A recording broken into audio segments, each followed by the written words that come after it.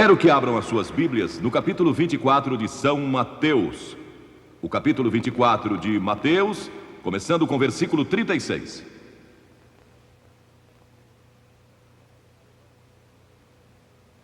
Mas a respeito daquele dia e hora ninguém sabe, nem os anjos dos céus, nem o Filho, senão somente o Pai. Pois assim como foi nos dias de Noé, também será a vinda do Filho do Homem. Porquanto, assim como nos dias anteriores ao dilúvio, comiam e bebiam, casavam e davam-se em casamento, até ao dia em que Noé entrou na arca. E não o perceberam senão quando veio o dilúvio e os levou a todos. Assim será também a vinda do Filho do Homem. A pergunta que eu quero fazer hoje é esta, e eu vou respondê-la de acordo com a Bíblia. O mundo vai chegar a um fim? O mundo vai chegar mesmo ao fim um dia? Há pessoas que acham que alguns de vocês jovens que estão aqui hoje verão esse momento. Talvez aconteça durante nossa vida. Metade dos americanos entrevistados para uma pesquisa há 2 meses declararam acreditar que uma guerra nuclear vai acontecer em nossa época. Logo depois do sequestro do avião da TWA, voo 847, convocaram uma conferência mundial de peritos em Washington para discutir a real e terrível ameaça do terrorismo nuclear. Uma organização terrorista se apossando de armas nucleares e começando uma reação em cadeia que poderia destruir grande parte do mundo. Poderia acontecer? O Dr. Carl Sagan declarou em uma rede de televisão que o consenso atual de opinião de físicos nucleares é que bastariam 100 das bombas em existência para lançar o hemisfério norte no inverno nuclear, depois de destruir 1/3 da raça humana e deixando a Terra coberta por um manto de trevas. Um dos grandes sucessos de Hollywood há alguns anos atrás foi o Cavaleiro Pálido, cujo subtítulo foi uma citação vinda diretamente do livro do Apocalipse, e o inferno o seguia. Um cientista alemão disse que já se tornou possível despovoar a Terra. Historiadores como William Volk dizem que o dia do juízo está próximo. Mas então percebo algo assombroso para mim, chocante. Há um estranho silêncio por parte da igreja quanto ao que a Bíblia ensina. Há líderes da igreja que, como eu, defendem a redução ou destruição de todas as armas de destruição em massa. Não sou um pacifista, nem a favor de desarmamento unilateral. Mas eu creio que podemos chegar a um acordo quanto à destruição de todas as armas de destruição em massa, se nossa atitude for certa. Foi por isso que Jesus disse: importa-vos nascer de novo. Nosso coração é enganador e desesperadamente corrupto. Quem o conhecerá? Disse Jeremias. Mas sabem, a Bíblia não ensina que o mundo vai chegar a um fim. A Bíblia ensina que esta era terá um fim. A era do Espírito Santo. A era em que nos encontramos hoje e que uma nova era será estabelecida. Em outras palavras, assim como você troca seu carro velho por um novo, Deus vai trocar este sistema maligno atual, que chamamos de cosmos, um sistema mundial, vai trocá-lo por uma nova era. E essa nova era será a era do reino de Deus. E essa nova era vai prevalecer. Vamos ver o que diz a Bíblia.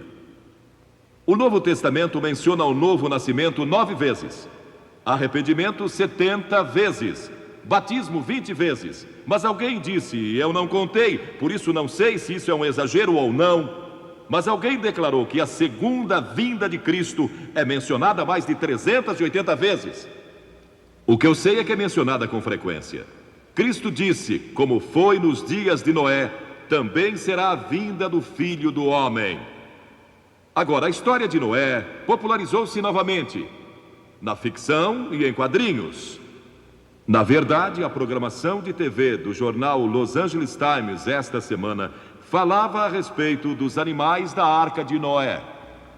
O quadro da civilização nos dias de Noé está descrito no livro de Gênesis, em seu 6º capítulo. Diz que o povo era cheio de maldade, imaginações perversas, corrupção, violência. Toda a imaginação dos seus corações era má. Isso não se parece com nossos dias? Não podemos deixar de imaginar maldade quando assistimos muito à televisão e vemos tanta violência e crime, e lemos a respeito de crimes em nossos jornais todos os dias, pessoas que são assaltadas e assassinadas e roubadas e tudo mais o que acontece. Isto nos preocupa, pois entra em nossas mentes e nos enche de temor.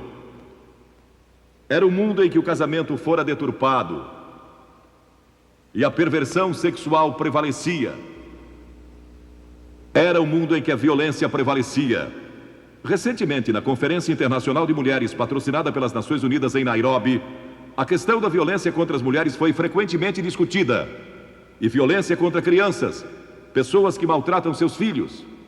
Os crimes e a violência estão continuamente aumentando. Este é um mundo de religião em decadência. Não falo só do cristianismo, porque quase todos neste mundo são religiosos. Todo mundo. Mas é um tipo decadente de religião. Não é a verdadeira fé em Deus. Mas também é, e era então, um mundo ameaçado pelo julgamento de Deus. Deus disse: vou julgar esta geração. Agora Deus disse: vou julgar o mundo, vou fazer com que chova por 40 dias e 40 noites, e vou destruir o homem que criei, por causa de sua maldade. E vou começar com a raça humana outra vez. Mas então Deus viu um homem, em meio a toda aquela sujeira e maldade, violência e perversão, viu um homem que servia a Deus. Seu nome era Noé. Noé ousara andar com Deus. Ele tinha fé em Deus. E verdadeira fé mostra como você vive. Ele vivia uma vida disciplinada. E era um homem de integridade moral. Ele adorava a Deus. E ousou servi-lo. Ele era um não conformista. Zombavam dele em seu lugar de trabalho. E zombavam dele nas reuniões sociais às quais comparecia. Seus vizinhos e amigos não conseguiam entender. Eles diziam que ele era estranho, porque falava a respeito de Deus e orava e cria em Deus. Cria que Deus controlava o mundo. A Bíblia diz que pela fé, Noé, note, pela fé Noé, sendo advertido por Deus sobre coisas que ainda estavam por vir, movido de temor, preparou uma arca. Deus disse: vou mandar um dilúvio, mas tenho que salvar Noé e sua família. Noé vive para mim, e Deus não pode julgar uma pessoa que vive para Ele. Uma pessoa que chegou a Cristo e à cruz, que recebeu o perdão dos pecados e que vive para Jesus Cristo, não pode ser julgada. Já nenhuma condenação há para os que estão em Cristo Jesus. Você nunca comparecerá diante do trono do juízo. Se crê em Cristo, Ele é seu lugar de refúgio. E Noé não podia ser julgado. Então Deus disse: preciso achar um meio de salvar Noé e sua família. Então Deus veio a Noé um dia e disse: Noé, eu vou destruir o mundo e começar outra vez. Quero que construa um grande navio e que o faça de cipreste. Cubra-o de piche por dentro e por fora. Faça-o de 150 metros de comprimento, 25 de largura e 15 de altura, com 3 andares, e põe uma janela e uma porta. E comece logo. Vocês podem imaginar como aquele povo zombou? Construir um imenso navio, tão grande quanto o moderno transatlântico, no meio do deserto, onde nem havia água. Mas Noé, eu imagino, era membro do sindicato, então conseguiu alguns operários. E começaram a construir aquele navio. E imagino que tenha se tornado uma grande atração turística, como a Disneylândia. Pessoas vinham de todo lugar para ver aquele homem maluco, construindo um navio no meio do deserto. E sua única base era a palavra de Deus, nada mais. Agora, hoje em dia, Você e eu temos a palavra de Deus que prediz o futuro juízo de Deus sobre o mundo. Mas também temos todas as evidências científicas do que pode acontecer. E provavelmente vai acontecer, de acordo com muitos dos nossos cientistas e líderes políticos. E se houve uma época em que o coração dos homens tremeu de temor devido à incerteza do futuro, sem que ninguém soubesse o que fazer, é hoje. E se não encontrarem uma resposta, adeus. Isso se Deus não intervir. E é exatamente o que vai acontecer. Deus vai intervir. Cristo vai regressar. E esta é a gloriosa esperança que todos temos no coração.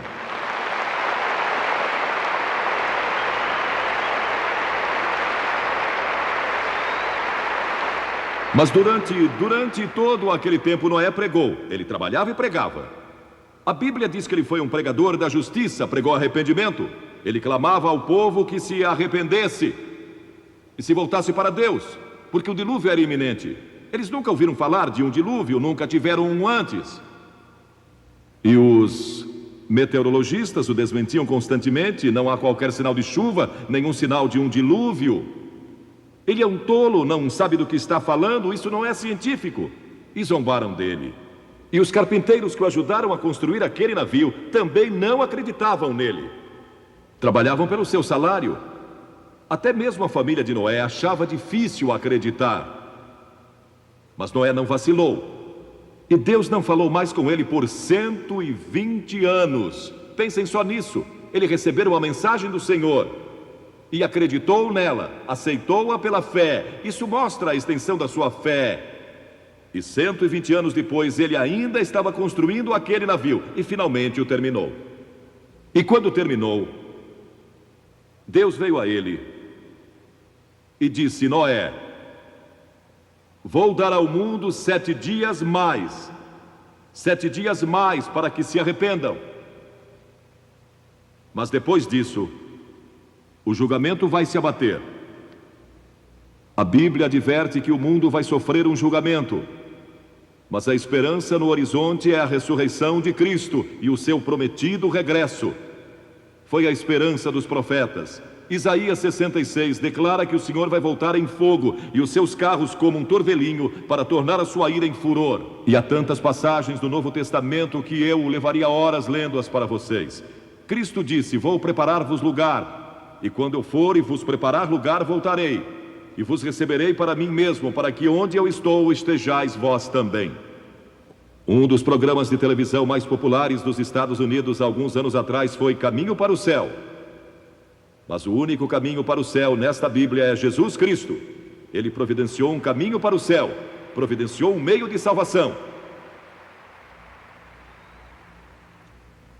Ele disse: eu sou o caminho, eu sou o caminho, eu sou a verdade, eu sou a vida. Podem imaginar alguém se levantando e dizendo que é o caminho e que ninguém pode ir a Deus exceto por Ele? Podem imaginar alguém dizendo: eu sou a personificação de toda a verdade. Toda a verdade científica, toda a verdade psicológica, a personificação de toda a verdade moral e religiosa. Só pode ser um louco. Ou ele é mentiroso, um louco, ou é quem declarou ser. E esta é a decisão que você precisa tomar. Se Jesus Cristo é quem declarou ser o Filho de Deus e o único caminho de salvação, o único meio de escape do julgamento vindouro,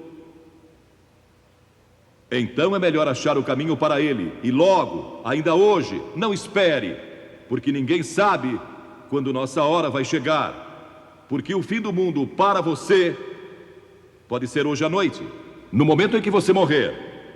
Esse momento vai marcar o fim do mundo para você. E isso pode ser a qualquer momento, mas para toda a população do mundo. Não vai ser da forma como alguns cientistas pensam, porque eles não levam Deus em consideração. E Ele é um Deus de amor e misericórdia, Ele é um Deus de compaixão, mas também é um Deus de julgamento. Mas vai haver pessoas que serão salvas de toda essa confusão, e Deus vai edificar um novo mundo e um novo reino. E esse dia vai chegar, tão certo como eu estou aqui. Varões galileus, por que estáis olhando para as alturas? Quando os discípulos viram a Jesus ascendendo aos céus com lágrimas nos olhos, porque o seu mestre estava indo embora, 2 homens vestidos de branco surgiram e lhes disseram: varões galileus, por que estáis olhando para as alturas? Esse Jesus que dentre vós foi assunto ao céu, assim virá do modo como o vistes subir, ele vai regressar. Quando Cristo vai voltar? Não sabemos. Diz: daquele dia e hora ninguém sabe, nem os anjos do céu, nem o Filho, senão somente o Pai. Mas Cristo disse: estejam preparados, porque na hora em que menos esperarem, o Filho do Homem vai voltar. Você está preparado? Está preparado? Fique em silêncio por um momento e pense nisso. Está preparado? Em Amós 4 lemos: prepara-te para te encontrares com o teu Deus. Você diz: o que devo fazer para estar preparado? Já fui batizado, pertenço à igreja. Não é disso que estou falando. Isso é ótimo, é necessário. Mas você realmente recebeu Cristo em seu coração como Senhor e Mestre? Você se arrependeu? Arrependeu-se dos seus pecados? Arrepender-se significa mudar de direção, mudar sua vida, suas atitudes, a respeito de Deus, de si mesmo e dos outros. Significa um novo estilo de vida sob o senhorio de Jesus Cristo. Significa amar os oprimidos. Você vai ter um novo poder para amar pessoas de outra raça. Significa que Deus vai entrar em sua vida, na pessoa do Espírito Santo, dando-lhe poder para amar e ter paz interior e ter propósito e significado na vida. Significa céu nesta vida, bem como na vida futura. Significa que Deus vai ajudá-lo em seu casamento. E para vocês jovens, Ele vai ajudá-los a escolher a pessoa certa para se casarem. Há tantas coisas que vão lhe acontecer quando você aceitar a Cristo. Isso é arrependimento, é mudança. E você vai ter que deixar muitas coisas erradas em sua vida. Deixá-las. Tem que pagar um preço. Não é fácil.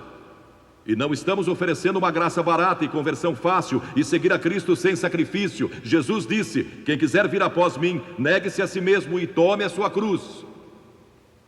Não vai ser fácil. Paulo disse que todos que quiserem viver piedosamente em Cristo Jesus serão perseguidos. Você será rejeitado por muitas pessoas do mundo. Muitos não vão entender e vão zombar de você como zombaram de Noé.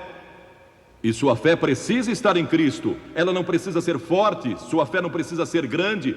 Pode ser do tamanho de um grão de mostarda, que mal pode ser visto, mas se for colocada em Cristo é suficiente. Então você se arrepende e crê e entrega sua vida a Cristo. Está pronto? Está preparado? Você veio a esta reunião hoje provavelmente pensando que vai viver muitos anos, mas você não sabe. Na Inglaterra, no ano passado, uma mulher estava a caminho do estádio e tinha resolvido que naquela noite ia se decidir e entregar sua vida a Cristo, mas teve um ataque cardíaco a caminho do estádio e morreu. Espero e oro que ela tenha tomado uma decisão nos últimos momentos de vida. Não espere, tome sua decisão agora. Talvez nunca mais vejamos algo assim no sul da Califórnia. Talvez nunca mais haja um momento em que você esteja tão perto do reino de Deus como hoje. Em outra cidade da Inglaterra, no mês passado, soube de um homem que foi morto num acidente de carro, e isso depois de entregar sua vida a Cristo uma semana antes. E sei que ele está muito grato agora por ter tomado aquela importante decisão por Cristo. Soube de uma menina de 5 anos de idade que ia visitar seus avós e ia viajar sozinha de avião pela primeira vez. E a mãe combinou que o avô iria pegar a menina no aeroporto quando chegasse. E durante o dia, em meio à emoção dos preparativos para a viagem, a mãe assegurou à menina de que o avô estaria no aeroporto quando ela chegasse lá. A mãe levou a filhinha para o aeroporto e lágrimas rolaram por seus rostos quando se despediram. A mãe perguntou: querida, está com medo? E a menina respondeu: não, bem, um pouquinho. Mas se ficar preocupada, vou me lembrar que o vovô vai me encontrar do outro lado e tudo está bem. E quando ficamos preocupados, basta lembrar quem nos espera do outro lado. E vou lhe dizer quem é: Jesus vai encontrar você do outro lado.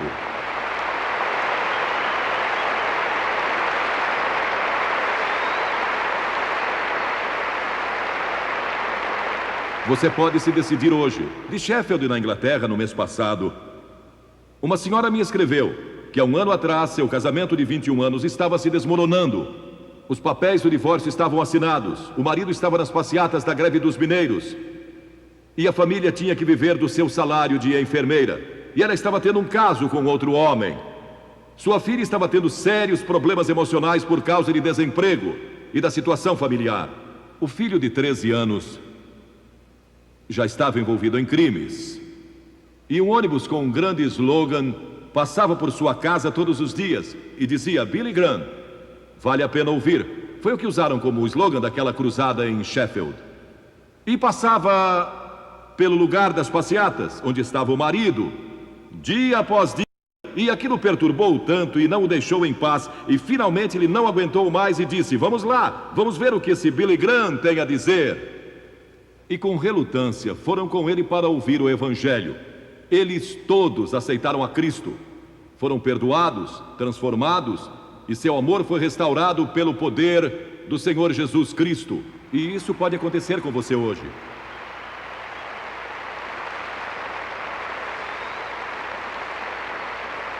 E ela disse algo muito interessante.